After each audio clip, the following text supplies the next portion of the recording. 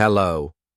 Welcome to Let's Learn English Through Stories. Are you ready for an interesting story? Then let's begin. Why have humans always fought? What do we want so badly that we go to war? Thousands of years ago, there were no countries. There were only small groups of people. They lived in tribes. They hunted animals. They made fire. And they fought. Sometimes they fought for food, sometimes for land, sometimes for power. The first wars were small. One tribe attacked another tribe. They used stones, ticks, and fire. Many people died. Over time, tribes became cities. Cities became kingdoms, and kingdoms became empires. War became bigger. War became normal. One of the first great wars happened in Mesopotamia. It was the war between Sumer and Elam. It happened over 4,000 years ago. They fought for control of land and water. In ancient Egypt, pharaohs went to war too. They wanted more land and gold. They had chariots, horses, and arrows. Their armies marched through the desert. In China, the Warring States period lasted for many years. Many leaders wanted to be king, so they sent armies to fight. In India, great battles were written in poems. The Mahabharata tells a story of war and family. It is a story of honor, fear, and loss. And in Greece, warriors like Achilles went to war. The Trojan War is famous around the world, a war for love or maybe for power. These wars were different, but they had one thing in common.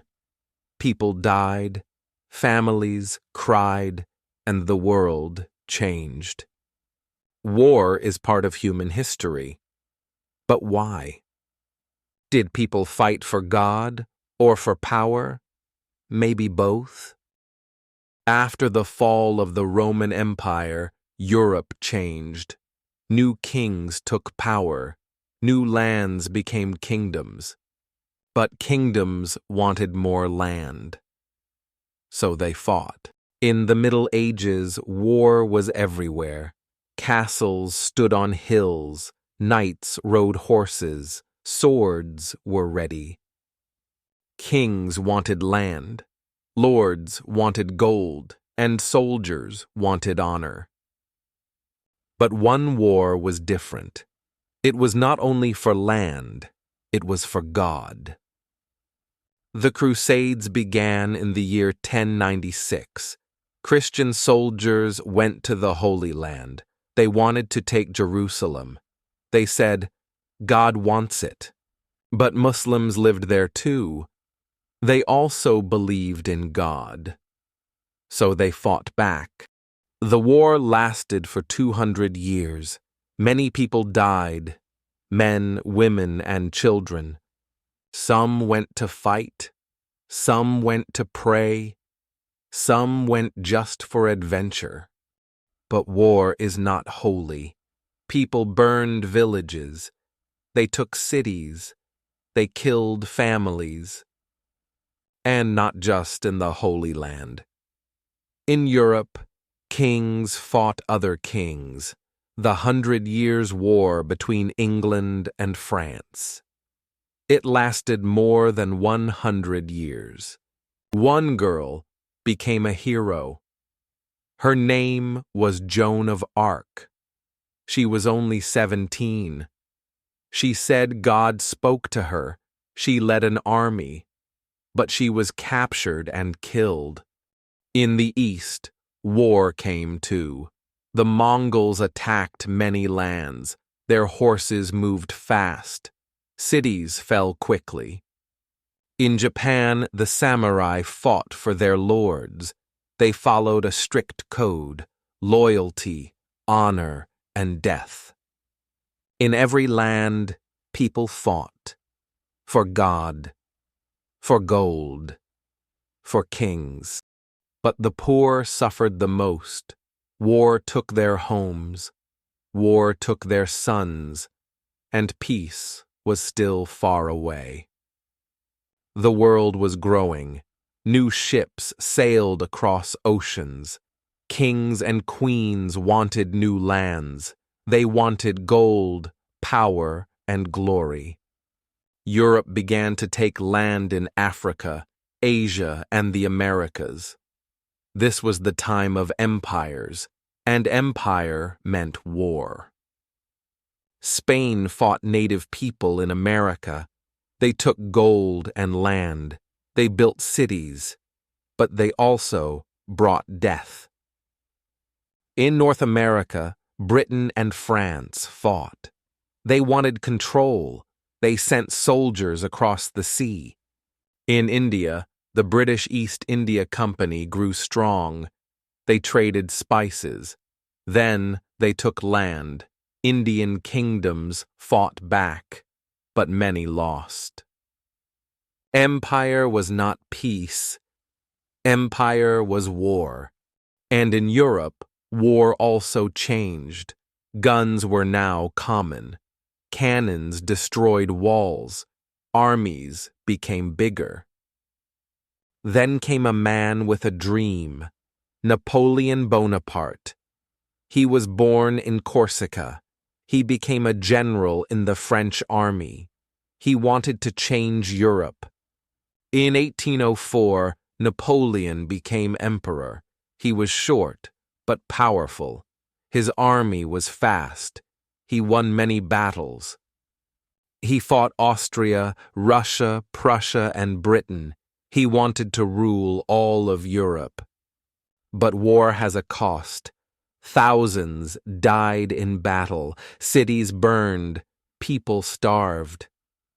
Then, in 1812, Napoleon made a big mistake.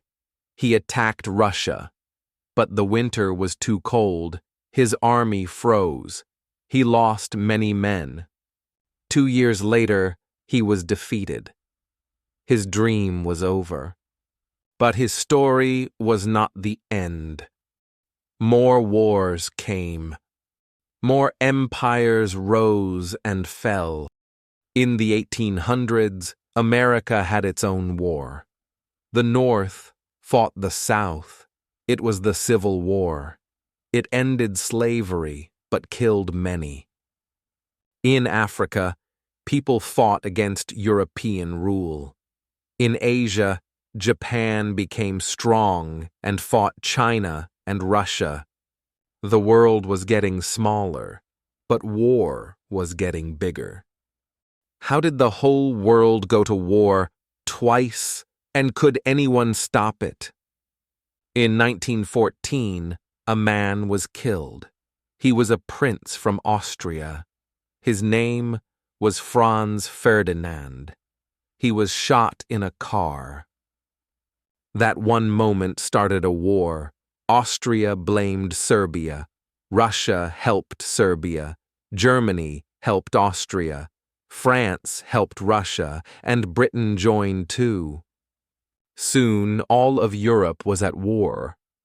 It was the First World War. Soldiers lived in trenches. They slept in mud. They waited. Then, they ran into gunfire. It was slow. It was cold. It was hell. They used gas, tanks, and planes. Millions died. Many were young. In 1917, the United States joined. In 1918, the war ended. People said, "Never again." But they were wrong. After the war, Germany was poor. People were angry. Then, one man took control: Adolf Hitler. He promised to make Germany strong again. He blamed Jews and others. He built an army. He broke the rules of peace. In 1939, Germany attacked Poland. Britain and France declared war. The Second World War had begun. This war was bigger. This war was darker. Germany took many countries. Italy and Japan joined them. They were called the Axis. Britain, France, the US, the USSR, and others became the Allies. Bombs fell on cities, tanks rolled through villages, soldiers fought on land, sea, and air. In the East, millions died in the USSR. In the West, London was bombed at night. In Asia, Japan attacked China. In 1941, Japan attacked the US at Pearl Harbor. The war spread to the whole world, and behind the fighting, a horror grew. Hitler sent Jews to camps. Over 6 million were killed. It was called the Holocaust. In 1945, the war ended. The Allies won, but the world was broken. The U.S. dropped 2 atomic bombs on Japan. Cities vanished. People burned. After that silence and then peace. People asked again, never again? Will war ever end? Or is it part of who we are? After World War II, the world said, never again. The United Nations was created. Its goal was peace, but peace did not last. In 1950, war broke out in Korea. North Korea and South Korea fought. China joined the North. The U.S. helped the South. The war never really ended. Even today, the two sides are still divided. In 1955, a long war began in Vietnam. It lasted 20 years. The jungle burned. Many soldiers died. Many civilians, too. In the Middle East, war became common.